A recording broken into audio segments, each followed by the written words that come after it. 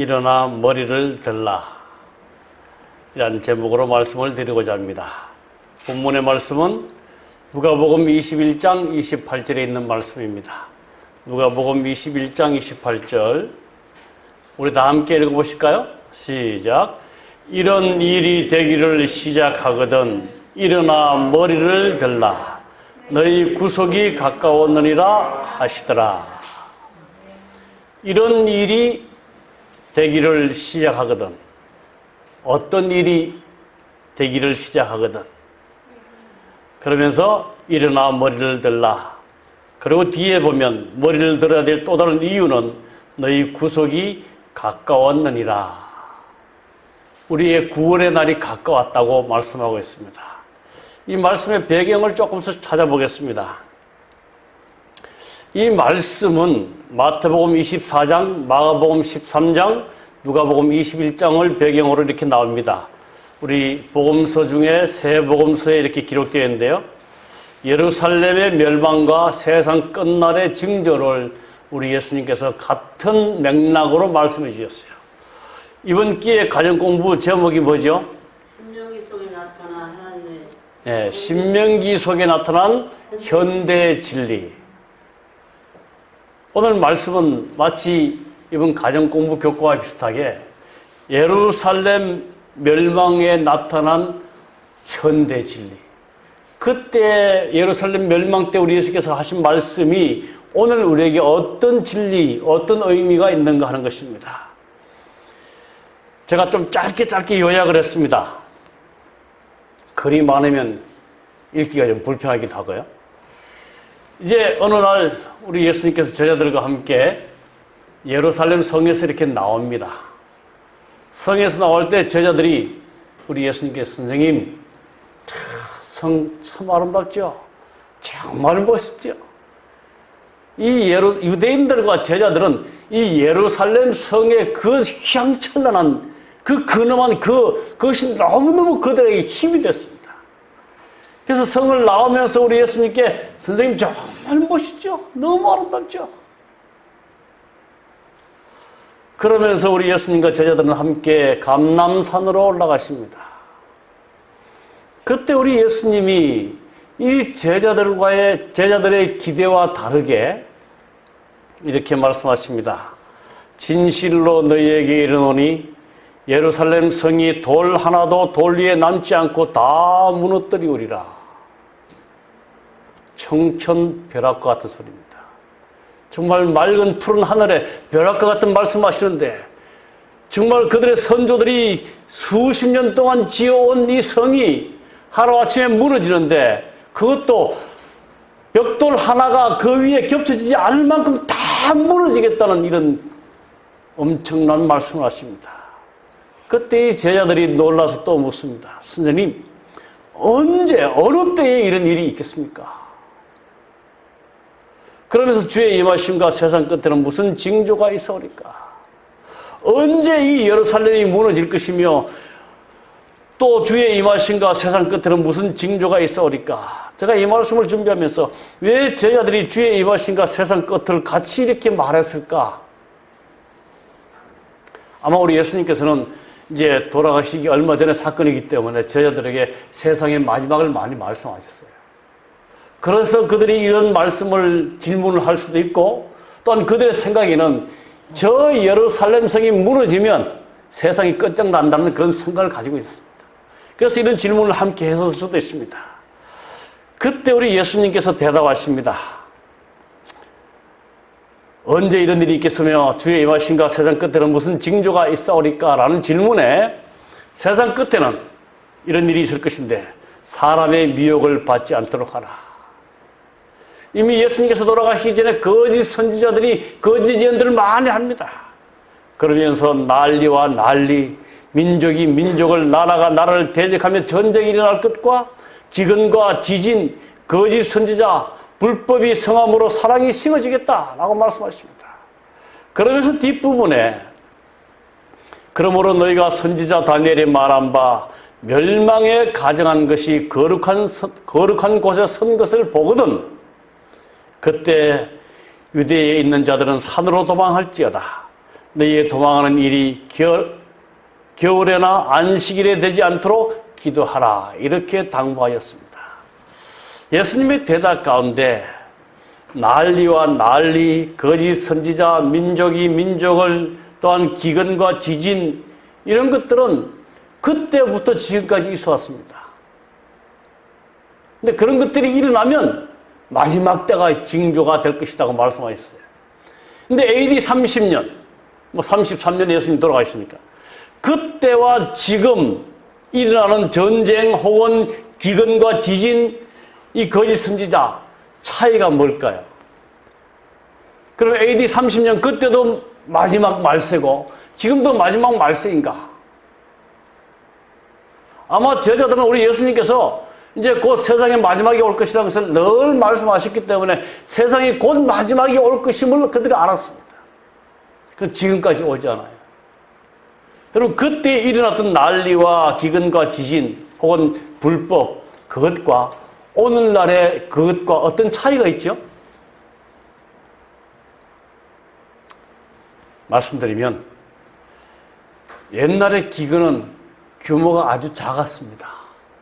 그리고 빈도가 아주 긴 시간에 나타났지만 지금은 아주 크게, 그리고 아주 자주 빈번하게 일어나고 있습니다. 마치 뭐하고 똑같나 그러면, 여기 대구에서 서울로 차를 몰고 가면 처음부터 서울이란 어떤 팻말이 나오지 않습니다. 어디 김천 이렇게 거쳐서 대전 거쳐서 이렇게 가고, 서울이 가까울수록 서울이란 팻말이 자주 보입니다. 그거와 똑같습니다. 예수님 당시에 이 마지막에 일어난 이 징조들은 아주 드물게, 아주 국소적으로 일어났지만 지금은 엄청난 빈도와 이 강도로 이렇게 일어나고 있습니다. 그러면서 이제 다시 예루살렘 멸망을 상징하는 멸망에 가정한 것이 거룩한 곳에 선 것을 보거든. 다니엘 선지자가 말한 것. 여기 멸망에 가정한 것 뭐죠? 불법의 근본. 네? 말씀하세요. 내가 좀 못해서 그래요. 멸망에 가정한 것.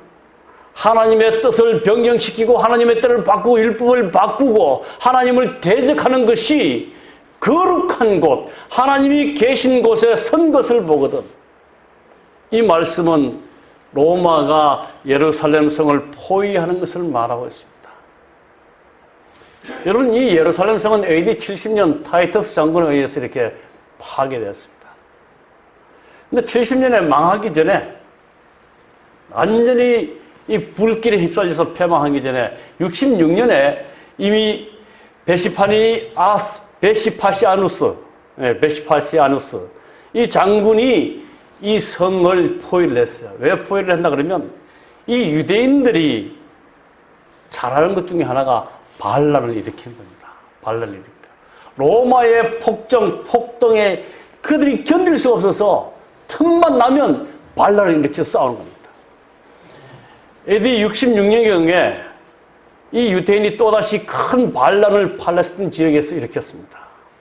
이것을 진압시키기 위해서 여기 베시파시아누스 장군이 3개 군단을 끌고 팔레스틴에 가서 그것을 다 이렇게 진압시켰어요. 그러고는 이들이 다시는 반란을 일으키지 못하도록 예루살렘 성을 다 싸우셨어요.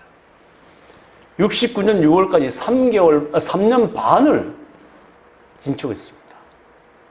그래서 그때 이미 이스라엘 백성들은 예루살렘 성에 갇혀서 그들이 포위하고 있으면서 어떤 정책을 쓴다 그러면 예루살렘 성으로 들어가는 모든 수로를 다 차단시키고 이 식량 보급로를 다 차단시키고 심지어 나무까지 다 베어버렸다 그래요.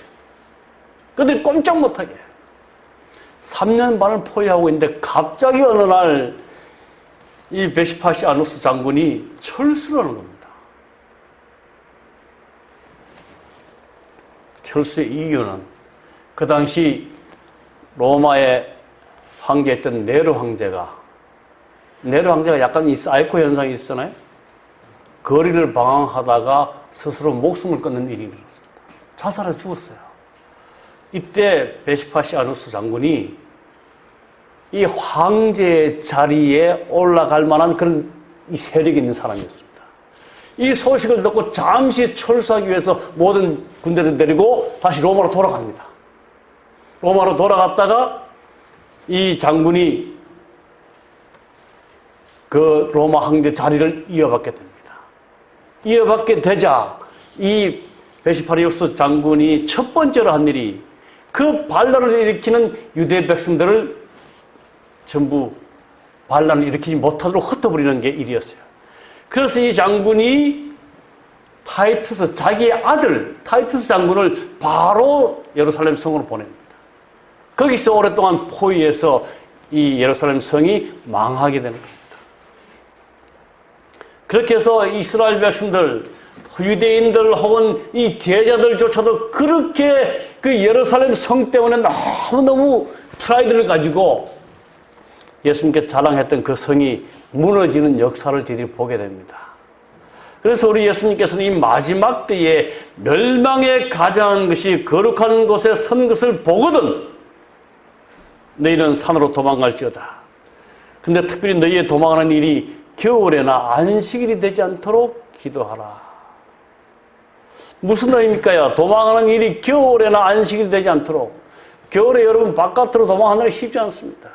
또 안식일에는 하나님의 전에 모여서 예배 드려야 되는데 이 도망한다는 사실은 정말 하나님 백성으로는 굴욕적인 일입니다.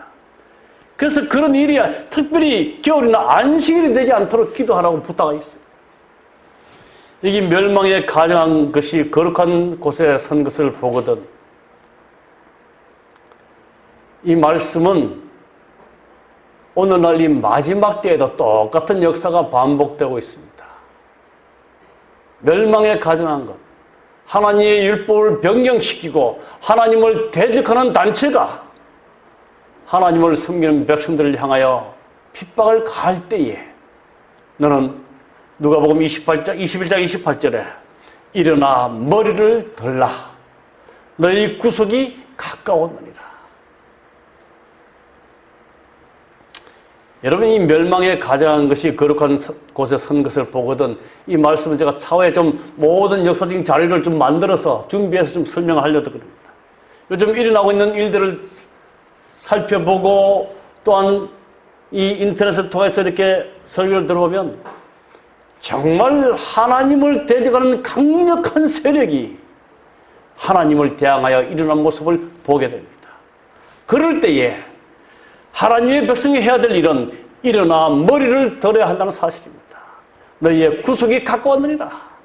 36절에 보면 그러므로 너희는 장차 올 이 모든 일을 능히 피하고 인자 앞에 서도록 항상 기도하며 깨어있으라 하시니라. 누군가는 이런 글을 썼습니다. 우리 같이 한번 읽어볼까요? 시작. 지금 잠을 자는 자들은 꿈을 꾸지만 지금 일어나는 자는 그 꿈을 이룬다. 의미죠? 지금 잠을 자는 자들은 꿈을 꾸지만 지금 일어나는 자들은 그 잠에서 깨어서 일어나는 자는 그 꿈을 이룬다. 제가 오늘 새벽 3시 15분에 잠이 깼어요. 이 건강을 위해서 좀 더 누워있을까 하다가 3시 40분쯤 일어났습니다. 이 말씀이 생각이 나가죠. 그리고 하나님 말씀을 좀 더 준비를 해야 되겠다 싶어서 계속 이렇게 좀 바꿔가면서 준비해봅니다. 이 마지막 때에 일어나 머리를 들라는 이 말씀을 성경은 다른 말씀으로 깨어있으라고 말씀하십니다. 이 마태복음 24장, 25장은 이 마지막 때의 징조를 설명하는데요. 24장 42절에 깨어있으라. 이는 어느 나라에 너희 주가 임할는지 너희가 알지 못한다. 44절에 예비하고 있으라. 생각지 않은 때에 인자가 오겠다. 25장 13절 깨어있으라. 너희가 그날과 그 시는 알지 못하느니라. 같은 맥락에서 마가복음 13장 35절에 깨어있으라. 집주인이 언제 올는지 알지 못함이라. 이제 마태복음 25장 26장에 우리 예수님께서는 십자가에 달리시기 전에 제자들을 데리고 겟세마네 동산에 기도하러 갔습니다. 기도하러 가시면서 그들에게 부탁하기를 나를 위해서 기도하라고 그럽니다. 시험에 들지 않게 깨어 기도하라고 말씀하십니다. 그러나 제자들은 다 잠에 취해서 예수님이 이제 자기의 스승이 곧 십자가를 지고 이 세상에 운명이 달린 그런 일을 할 터인데 우리 예수님께서 그렇게 간곡히 부탁했건만 그들은 잠이 들고 말았습니다. 그들에게 찾아오셔서 하신 말씀이 시험에 들지 않게 깨어 기도하라라고 말씀하셨습니다. 말세의 징조를 마태복음 24장에는 첫 부분에는 세상의 형편입니다.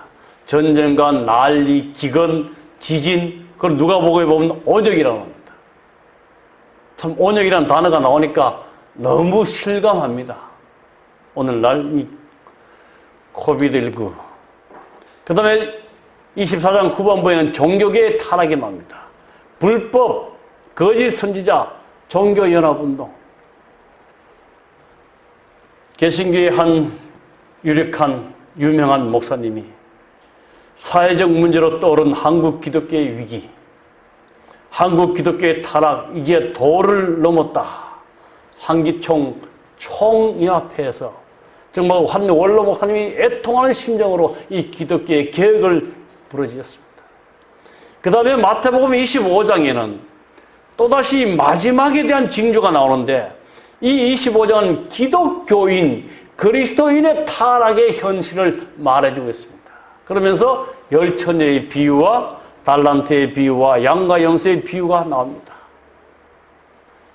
일어나 머리를 들라.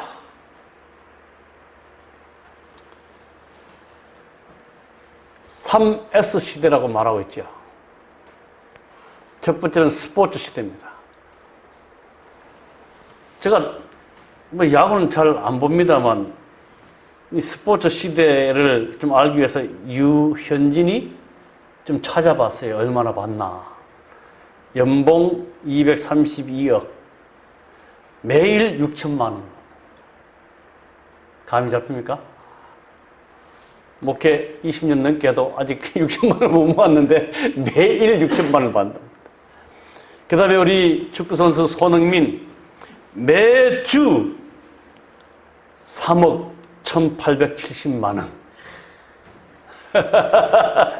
우리 차장님 부러운 듯이 보십니다. 정말 이 마지막 때 많은 돈들이 이 스포츠계에 다 투자됩니다. 뭐 하계 올림픽, 동계 올림픽, 그거 또 뭡니까? 많은 것들이. 정말 가난한 사람들에게, 배고픈 자들에게 나눠야 될 많은 재정적인 것들이 이런 스포츠계에 다 모여서 이 빈부의 차이가 점점 심해져 가고 한쪽에서는 굶주려 죽어가는 현상들이 많이 일어나고 있습니다. 그럴 뿐 아니라 하나님의 백성들조차도 이 스포츠에 매료되어서 주의 날을 거스리고 하나님의 뜻을 배반하는 그런 일들이 너무나 많이 일어나고 있습니다. 두 번째 S는 성의 타락입니다. 성범죄의 발생이 2017년도 통계까지 나왔는데요. 엄청난 가속도로 올라가고 있습니다. 뭐 가정 성범죄, 최근에 들어서 이 가정에 일어나는 성범죄, 그 다음에 아동 성범죄, 그 다음에 장애인 성범죄, 혹은 군부대 성범죄, 몰카의 성범죄. 어쩌면 이 세상에 일어난 범죄의 한 70~80%가 이 성 때문에 일어나지 않을까. 여러분, 정말 이 성은 원래 하나님께서 아담과 하와를 창조하시고 사람에게 주신 두 번째 귀한 선물일 것입니다. 왜 제가 두 번째로 말씀드리냐면 첫 번째 귀한 선물은 뭐예요? 자유의지입니다. 자유의지. 정말 하나님께서 사람을 지으시고 하나님의 뜻을 불순종하고 배반하여 예수께서 십자가에 달려 돌아가실 것까지 아시면서도 사람에게 주신 이 자유의지의 고귀함, 그걸 첫 번째 선물이라고 합니다. 그리고 두 번째는 부부를 탄생시키시고 그들의 삶 속에 정말 에너지와 활력을 얻게 하기 위해서 성이라는 아름다운 그 선물을 주셨지만 사단은 이런 가장 귀한 선물들을 이용해서 타락하게 만들고 있습니다. 근데 참 안타까운 사실은 이 성범죄 통계에서 전문직 성범죄 통계에서 두 번째가 종교인입니다. 어느 모 교회 목사 사건들. 얼마나 참 부끄러운 일인지 모릅니다.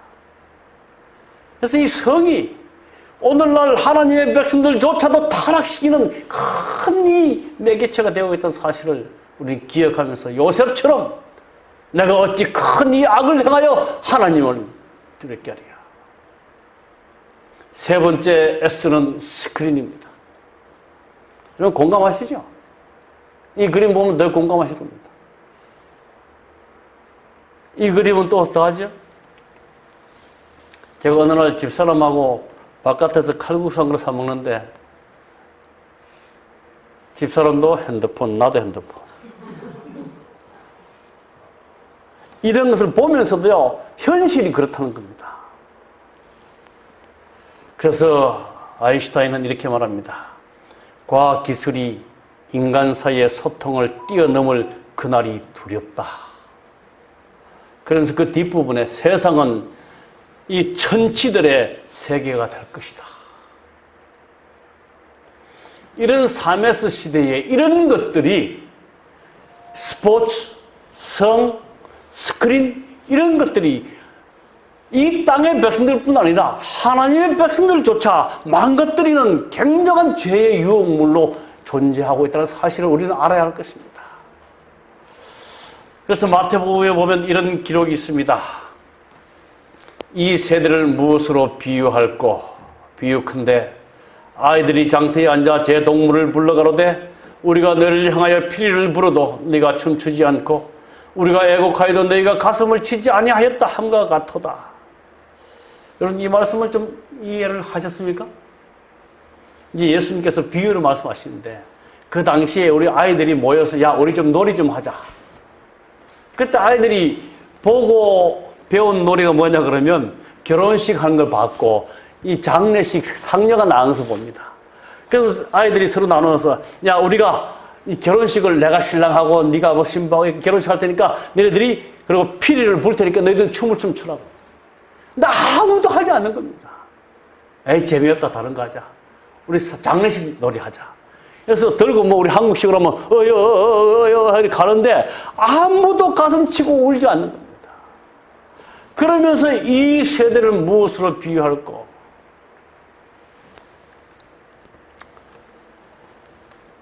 무반응, 무감동, 무책임 시대입니다. 그러면서 이 세대를 무엇으로 비유할까 하면서 이 말씀 뒷부분에는 이 세대가 노아의 때와 같다라고 말합니다. 그리고 누가복음 17장 28절에는 롯의 때와 같으리라. 이 마지막 때에 예루살렘이 멸망하기 직전의 때와 같이 이 마지막 때의 현실이 무감각, 무책임, 무반응 시대와 같은데 그러면서 그들이 범죄하기를 노아의 때와 같이 범죄하고 롯의 때와 같이 가겠다. 자, 그런데 이 말씀을 좀 보시면요. 홍수 전에 노아가 방주에 들어가던 날까지 사람들이 먹고 마시고 장가들고 시집가고 있으면서 근데 롯의 때도 마찬가지입니다. 사람들이 먹고 마시고 사고 팔고 심고 집을 짓더니 뭐 똑같은 표현이죠. 질문 드립니다. 먹고 마시고 장가들고 시집가는 게 죄입니까? 사고 팔고 집 짓는 게 죄입니까? 근데 노아의 때를 표현하기를 먹고 마시고 장가들고 시집가고 롯의 때로 설명하기를 먹고 마시고 사고 팔고 심고 집을 짓더니 근데 이것이 죄인가 하는 거죠. 물론 여기 우리가 조금 들어가면 이 먹고 마시고를 이 하나님의 성전된 우리의 몸을 관리하지 아니하고 자기의 기호대로 먹고 마시면서 망치는 이런 일도 포함되어 있고 또한 시집가고 장가드는 것들 정당한 결혼 관계를 이루어진 게 아니라 정말 마음껏 성의 타락을 표현하기도 합니다. 그런데 이것들이 왜 죄가 되는가? 그렇지 아니할지라도 그들이 그렇게 하기를 어떻게까지 했는가 그러면 홍수가 나서 저희를 다 멸하기까지 깨닫지 못했다는 거예요. 이게 문제라는 사실입니다. 저희를 다 멸하기까지 이제 비가 와 홍수가 와서 죽게 생겼는데도 뭐 하고 있어요? 집 짓고 있어요. 시집가고 장가가고 있어요. 먹고 마시고 있다는 얘기입니다.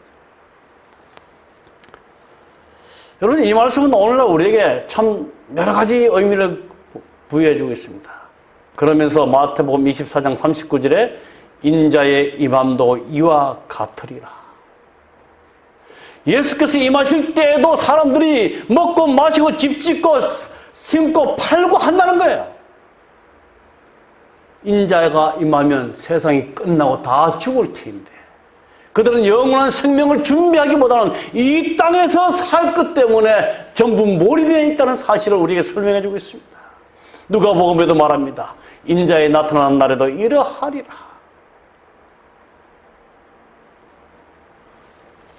여러분, 우리 먹어야 됩니다. 잘 먹어야 돼요. 잘 좋은 거 가려서 마셔야 되고, 그리고 때가 되면 결혼도 해야 되고, 또 필요하면 집도 사야 돼요. 근데 그런 것들을 왜 하죠? 이 땅에서 천년 만년 살기 위해서 하는 게 아니라 우리 주님께서 임하실 때에 하늘에 가는 일을 준비하고 복음을 전가하기 위해서 이런 일들을 한다는 사실입니다. 그래야만 우리 주님께서 임하실 때에 우리가 멸망당하지 않게 될 것이라는 것을 말해주고 있습니다. 그런데 롯의 시대에 보면 창세기 19장 14절에 이곳을 떠나라, 소돔과 고모라를 떠나라고 말했을 때 롯의 사위들이 무엇으로 여겼더라? 농담으로 여겼더라.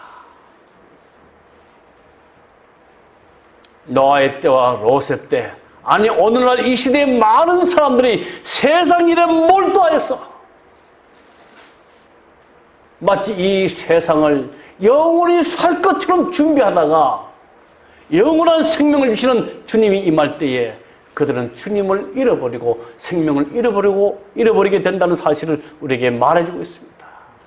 오늘날 하나님의 말씀을 들고 나가서 이제 하늘나라가 곧 도래될 것이고 하나님이 이 땅에 오실 것이라고 말하면 많은 사람들이 농담으로 여깁니다. 이 시대를 무엇으로 비교할꼬? 산무시대, 무관심, 무반응, 무책임. 오늘 요걸 좀 살펴보려고 합니다. 무관심의 시대. 마태복음 25장 42절 43절에 보면 25장은 마지막 하나님 백성들의 타락을 말하고 있습니다. 내가 줄일 때에 너희가 먹을 것을 주지 아니하였고 목마를 때에 마시게 하지 아니하였고 나그네 되었을 때 영접하지 아니하였고 벗었을 때에 옷 입히지 아니하였고 병들었을 때와 옥에 갇혔을 때에 돌아보지 아니하였느니라 하시니, 이 뒤에 그들이 뭐라 그래요? 주여 언제 그렇게 하셨습니까?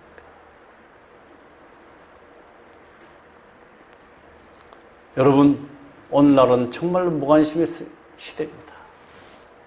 특별히 그것을 대표적으로 설명해 주는 게 고독사입니다. 고독사. 언제 죽었든지 홀로 있다가 죽음을 당했는데 아무도 알지 못하고 일주일 뒤에, 한 달 뒤에, 3개월 뒤에 우리 주변의 사람들이 죽어져 나가도 아무도 관심을 가지고 있지 않습니다. 우리 주변의 사람이 한밤중에 강도에게 위협을 해서 비명소리를 들려도 아무도 나가지 않습니다.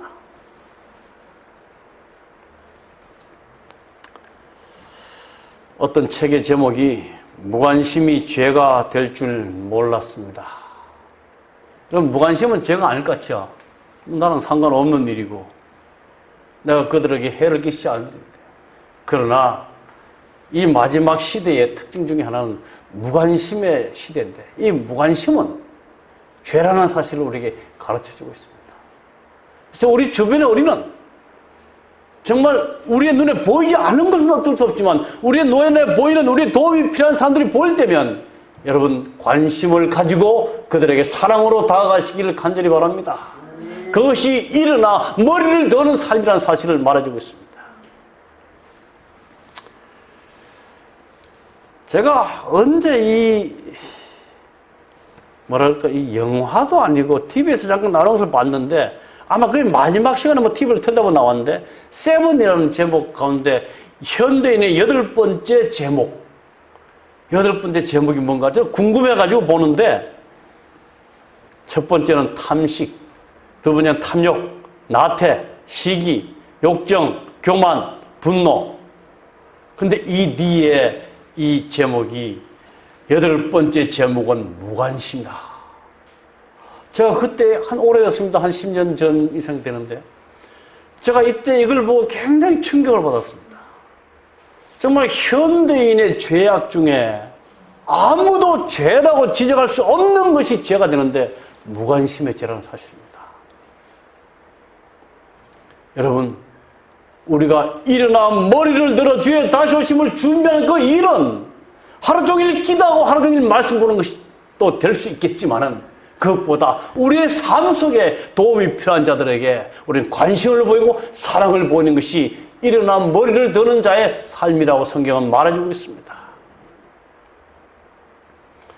여러분, 우리의 손을 펴시고 우리의 관심을 우리보다 더 어려운 자들에게 보이시고 표현하셔서 그들에게 그리스도의 사랑을 전가하는 길을 마련하시기를 간절히 바랍니다. 아멘. 두 번째, 산무시대의 무반응의 시대입니다. 반응이 없어요. 피리를 불어도 춤도 안 추고 애통해도 가슴을 치지 않는다. 시편 이사야 43장 8절에 보면, 눈이 있어도 소경이요 귀가 있어도 기머거리인 내 백성을 이끌어내라.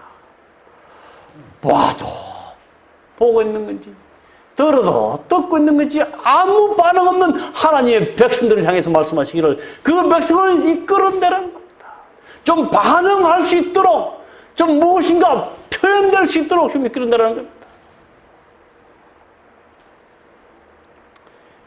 여러분, 오늘날 하나님의 백성들이 말씀을 보아도 감동이 없어요. 말씀을 들어도 들리지가 않습니다. 정말 안타까운 일이죠. 여러분, 정말 기도하십시오. 우리의 눈이 밝아져서 주의 말씀을 읽을 때에 그 말씀 속에 있는 하나님의 뜻이 무엇인지를 깨달을 수 있는 안목을 달라고 기도하시기 바랍니다. 그리고 하나님의 음성을 들을 때, 설교 말씀을 들을 때 그 말씀의 뜻이 무엇인지를, 하나님의 뜻을 알게 해달라고, 귀를 열어달라고 기도하시게 되기를 간절히 바랍니다. 그래서 계시록에 보면 귀 있는 자는 성령이 교회들에게 하시는 말씀을 들을지어다. 어떤 자요? 귀 있는 자. 귀 없는 자 있습니까? 다 귀가 두 개씩 다 달렸어요. 여기에 귀는 마음의 귀입니다. 하나님의 영의 음성을 들을 수 있는 귀를 가진 자. 그리고 마가복음 4장 9절에 보면 또 이르시되, 귀는 귀인데 들을 귀 있는 자는 들을지어다. 무슨 말씀인지 이해하시죠? 아무리 해도 우리 흔히 뭐라 그래요? 쇠기의 경일기. 이런 말씀은요, 지금 바깥 사람들이 하는 말씀이 아니에요.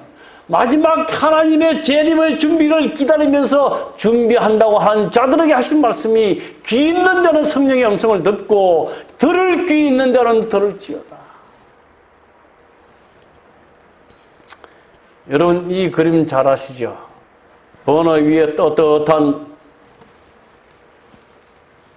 뭐죠? 코펠 안에 있는 개구리, 뭐라 그럽니까? 따뜻하고 좋다. 근데 그러면 손에 보면 변화의 물결입니다.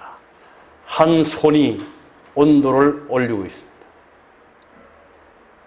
그래서 이 그림을 저도 처음에 이해 못했는데 반 딱 갈라서 보면, 좋다고 했던 개구리가 이 경상도 말로 쌔바닥을 내놓고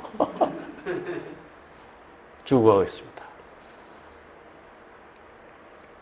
현실에 안주해 있다 보면 이 죄악의 물길이 점점점 강하게 우리를 조여오고 있는데, 우리는 그것을 느끼지 못하고 평안하다고 외칠 때에 우리는 죄악에 묶여서 멸망당하고 만다는 사실을 잘 비유로 상정해 주고 있습니다. 근데 이 내용의 말씀이 요한계시록 3장 17절에 참 잘 표현되어 있어요. 내가 말하기를 나는 부자라 부유하여 부족한 것이 없다 하나 내 곤고한 것과 가련한 것과 가난한 것과 눈먼 것과 벌거벗은 것을 알지 못하는도다. 이 무반응의 시대에 우리가 말씀을 읽고 깨닫고 듣고 감동받는 그래서 삶의 변화를 느껴서 이대로 정말 악의 세력이 점점 강도가 높게 우리를 위협해 올 때에 살아나실 수 있는 저와 여러분이 되기를 간절히 바랍니다. 아멘. 정말 우리가 하나님의 심판대 앞에 서야 되며 마지막 사건들을 우리가 듣게 되고 주의 오심이 정말 심히 임박하다고 저희들은 외치고 있습니다. 근데 이 외침이, 이 들음이 외침과 들음으로 끝나지 아니하고 우리의 삶의 변화와 개혁이 일어난 머리를 들고 주님께 가까이 나아가는 그런 삶이 일어나기를 간절히 바랍니다. 여러분, 정말 가장 안타까운 반응은 이 무반응입니다. 제가 울릉도에 우리 성도들과 함께 여행을 갔다가 이것을 경험했습니다. 저희보다 먼저 5분 산에 올라갔던 성인봉에 올라가는데 5분 먼저 올라갔던 한 분이 우리가 사과를 하나 먹고 그분은 그냥 올라갔어요. 가다 보니까 쓰러져 있어요. 시간이 불과 얼마 차이가 아니기 때문에 제가 달려가서 보니 쓰러져 있어요.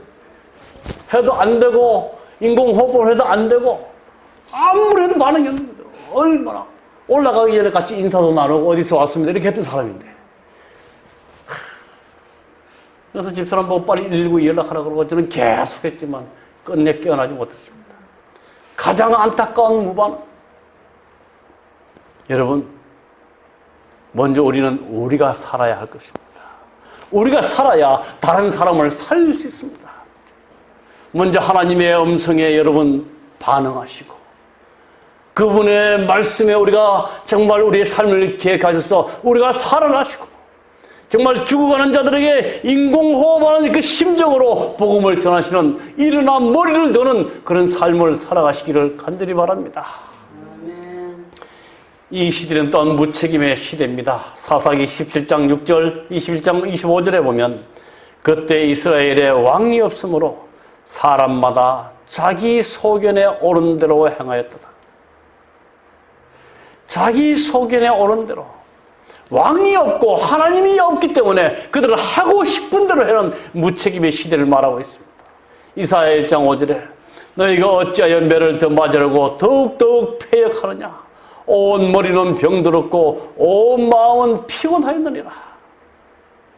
마지막 시대에 사람들이 기준이 없습니다. 법이 없습니다. 하나님을 다 잊어버렸고 나라의 법도 할 수만 있다면 이 피해 가서 고개를 하는 그런 사람들, 그런 시대에 우리가 살고 있습니다. 이런 시대에 사는 저희들은 우리 다니엘의 기도가 정말 위대하게 들립니다. 다니엘은 법령이 내려짐에도 불구하고 예루살렘을 향하여 열린 창으로 하루에 3번씩 무릎 꿇고 기도했습니다. 그의 기도의 내용이 뭡니까?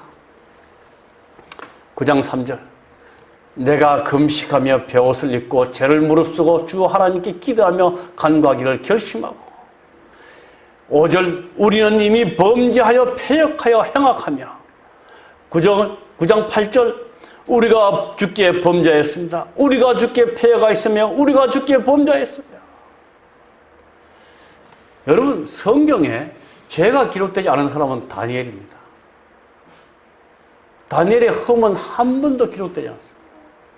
그런데 그는 이 민족을 구원하고 자기 백성을 구원하는 일에 있어서 내가 금식하며 베옷을 입고 죄를 무릅쓰고 하나님께 기도하기를 결심합니다.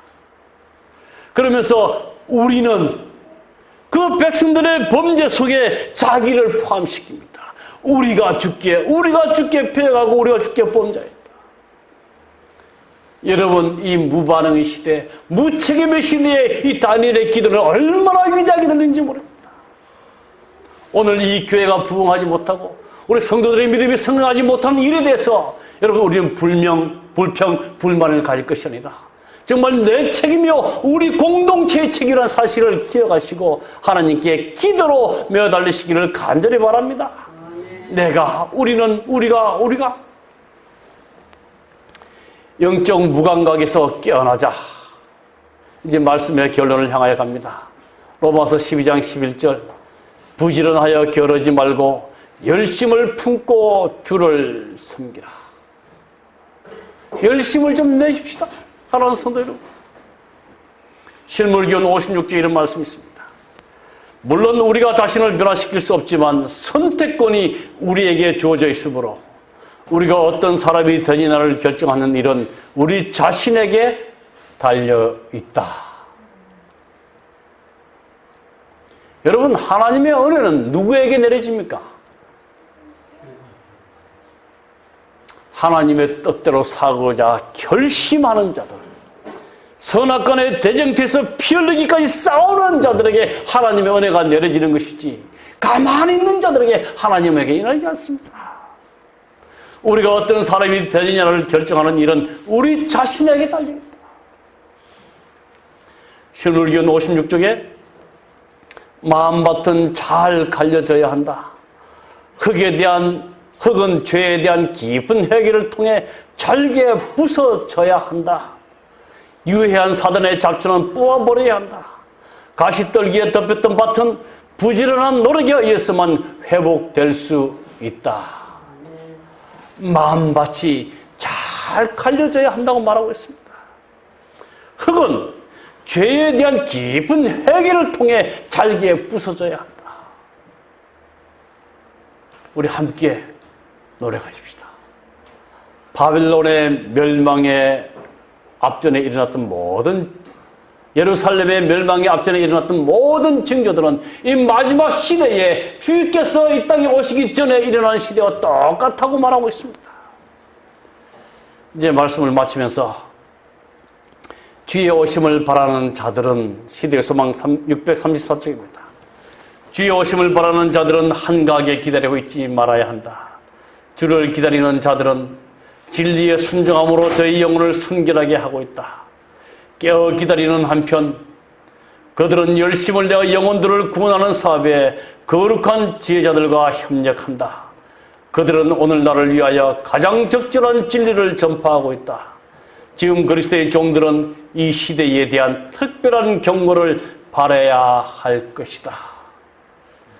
여러분, 재림을 기다리는 것은 막연히 기다리는 게 아닙니다. 우리는 주의 재림을 기다리면서 그분을 닮기 위해서, 우리 속에 죄를 제거하기 위해서 정말 주님께 회개하는 눈물로 기도를 드려야 될 뿐 아니라 아직도 하늘 모르는 자들에게 나아가서 정말 이 시대의 가장 적절한 기별로 그들을 살려야 할 일들을 우리는 해야 할 것입니다.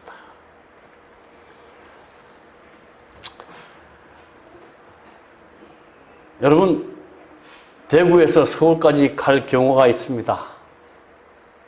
동종 가시죠? 대구에서 서울까지 갈 때 가장 행복하게 갈 수 있는 방법이 뭘까요? 대구에서 서울까지 갈 때 가장 행복하게 갈 수 있는 방법.